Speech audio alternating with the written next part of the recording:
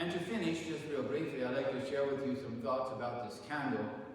This candle is one of my favorite symbols in the Catholic faith. This is called the Easter candle because it's blessed on Holy Saturday yesterday. Sometimes it's called the Paschal Candle. But I want to explain its significance to you. It's one candle, but it has two parts. It has this part right here, then it has the top, where the fire is.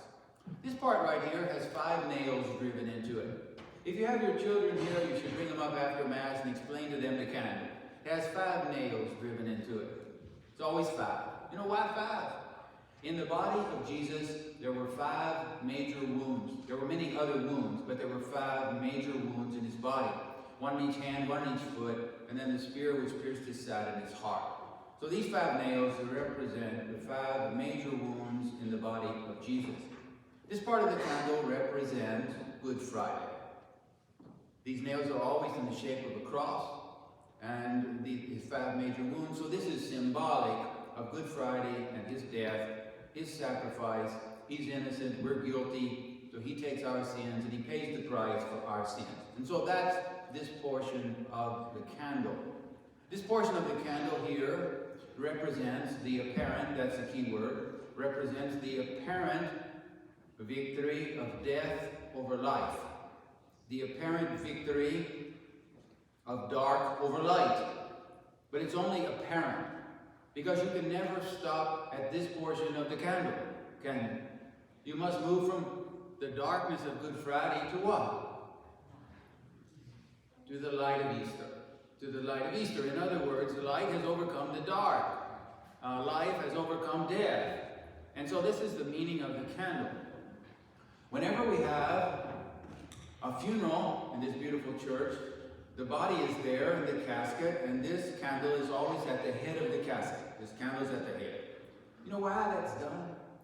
Because the light of Christ, his victory over death, his light shines on that body, shines on that person, shines on that person. And the idea is that the victory of Jesus over death is shared with that person.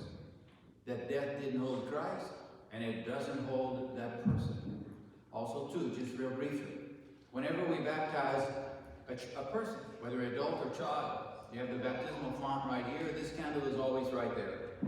Why is that? Why do you put this candle there when somebody is going to be baptized? And the reason for that is as follows.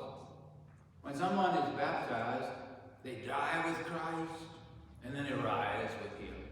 Like you die to sin, and you rise in grace, and you rise in grace. And so that's the symbolism of it. At the bottom of the candle, you always have the year. 2021 at the bottom. You can come and look after it. 2021, you have the year. Why do you put the year on this? Why do you put the year on this? For the following reason. Jesus died in the year 33 AD. Did the people who lived in 33 AD have an advantage over you? That's a very good question. The answer to it is no.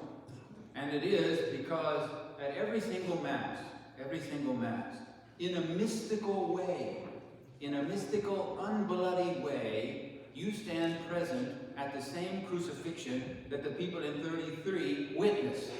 You stand mystically present. Say that another way. The grace that Christ won or merited by his sacrifice wasn't just applied to the people who witnessed the crucifixion, but it is perpetuated through time.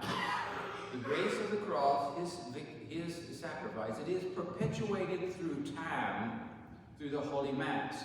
And that's why it puts 2021 here. In other words, his victory over death is still what? Efficacious and bringing about effect in 2021. Otherwise, it would be unfair, wouldn't it? For somebody who lives at this particular time would be compared to the people who lived at 33. They would have the advantage, and we would not. Happy Easter.